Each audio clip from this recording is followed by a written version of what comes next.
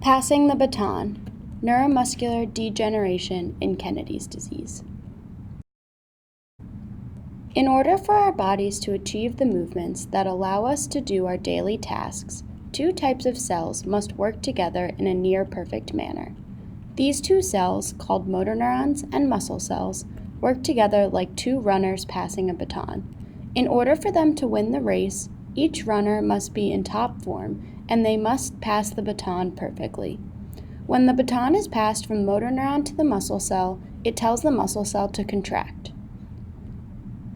In neuromuscular diseases such as Kennedy's disease, the motor neurons and muscle lose the ability to pass the baton between them.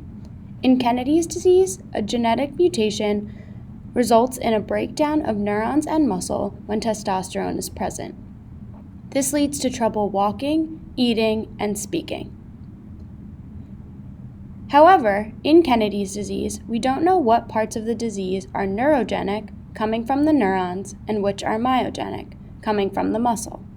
To understand these differences, my project uses a cell model of Kennedy's disease to understand how motor neurons and muscle influence each other's breakdown when only one of the tissues is exposed to testosterone.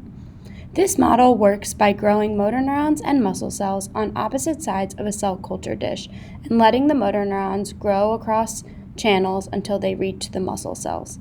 Using this technique, we can treat diseased motor neurons or muscle with testosterone to measure how one tissue's disease affects how the other one works. This will help us understand which tissues are in need of treatment so we can help patients' neurons and muscle continue to pass the baton.